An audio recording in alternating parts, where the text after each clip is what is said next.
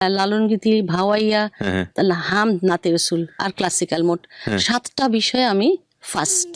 মায়া বন বিহারিণী হরিণী, আহা। গহন স্বপন সঞ্চারিণী, কেন তারে ধরি বারে করি পণ অকারণ, মায়া বন বিহারিণী।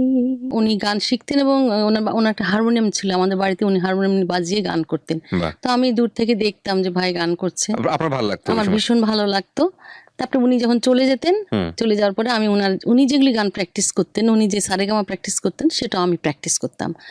দেখি উনি শুনে আমি কিন্তু দেখি না উনি কিভাবে করেছে, বা একদম একদম নিজস্ব ইয়েতেই গতিতেই আমি আচ্ছা। একেবারে হারমোনিয়াম বাজানো সারেগামা পাধানিসা করছি। উনি একদিন এসে অফিস থেকে এসে দেখে আমি দেখলেন, হ্যাঁ। হারমোনিয়াম বাজাচ্ছি।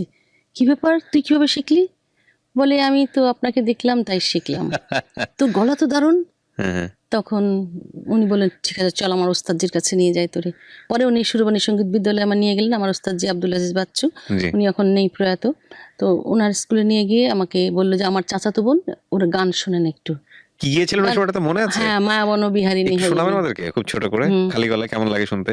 মায়াবন বিহারিণী হরিণী, আহা। গহন স্বপন সঞ্চারিণী, কেন তারে ধরি বারে করি পণ অকারণ, মায়াবন বিহারিণী।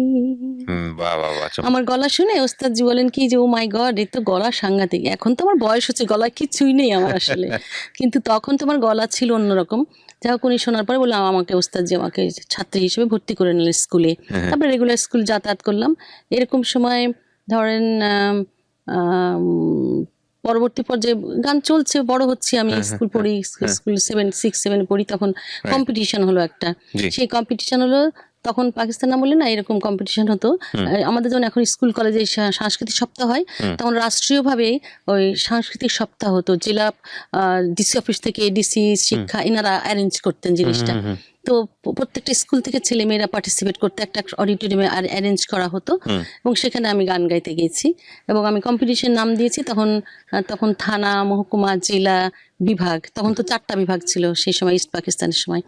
তো আমি এই গান করেছি এবং প্রত্যেকটা বিভাগে 7টি বিষয়, আধুনিক গান, নজরুল, রবীন্দ্র, লালন গীতি, ভাওয়াইয়া, তাহলে হামদ, নাতে রসুল আর ক্লাসিক্যাল, মোট 7টা বিষয়ে আমি ফার্স্ট, অর্থাৎ থানায় ফার্স্ট। মানে সব পুরস্কার আপনার সব ঘরে? পুরস্কার আমার কাছে। তারপরে আবার যখন সেকেন্ড টাইম আবার একটা জায়গায় গেলাম, মহকুমায় হলো, তখন আমি অ্যামাং দি অল আমি ফার্স্ট সব বিষয়ে। বাহ। একটা দুটোতে হয়তো সেকেন্ড হয়েছি আমি, নাহলে অধিকাংশ ক্ষেত্রে আমি চ্যাম্পিয়ন হয়েছি।